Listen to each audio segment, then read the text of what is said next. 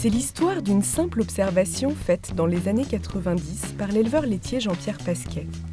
Lorsque ces vaches mangent de l'herbe au printemps, elles sont en grande forme et produisent un beurre naturellement tendre.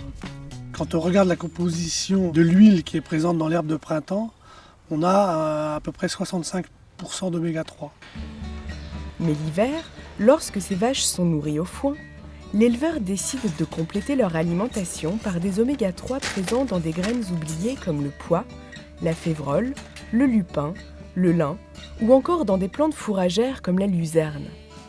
Le constat se confirme et attire l'attention d'agronomes et de médecins. Je pense que l'acte fondateur de l'association, c'est l'étude clinique de 99. On a pris 2 groupes de volontaires sains et on leur a fait manger exactement la même chose, mais issus d'animaux nourris avec la fraction habituelle de soja, ou les autres avec une fraction de graines de lin cuites. On a mené une idée complètement nouvelle. C'est-à-dire que l'article disait à la fin, dans le sang des gens qui ont mangé les produits animaux issus de la filière lin, on retrouve des profils de type crétois.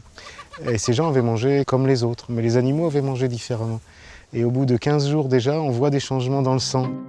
Parmi les autres fondateurs de l'association, il y a Bernard Schmitt. Médecin nutritionniste, nous l'avons croisé à la sortie d'un congrès à Paris. Changer les habitudes alimentaires des gens, c'est extrêmement difficile.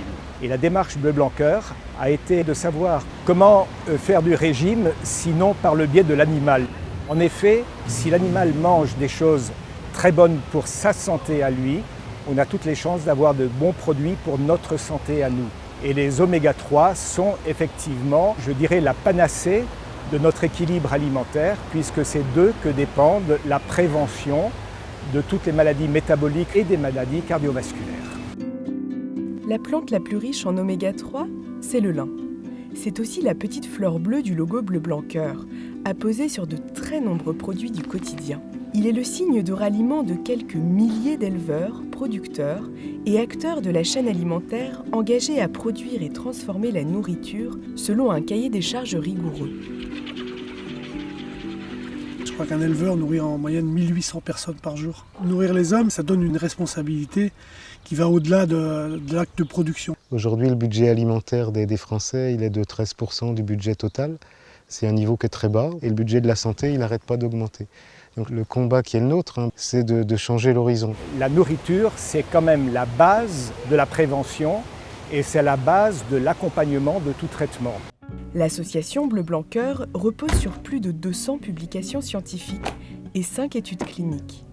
C'est la seule démarche agricole reconnue d'intérêt nutritionnel et environnemental par les ministères de la Santé, de l'Environnement et de l'Agriculture. En fait, Bleu Blanc Cœur, c'est une démarche de santé publique et d'environnement. Et ça a du sens que si elle s'adresse à tout le monde. Le oui, on a tous le droit de bien manger, c'est sans doute le vrai message fort de Bleu Blanc Cœur. Au-delà de ces garanties, c'est dans l'assiette que la démarche prend tout son sens. Brut, transformés ou cuisinés, les produits Bleu Blanc Cœur sont sains, fondants, savoureux.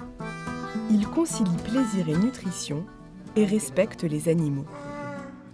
L'agriculture du XXIe siècle, pour nous, c'est définitivement une agriculture dédiée à la santé des gens, mais qui intègre la santé des animaux et la santé des sols.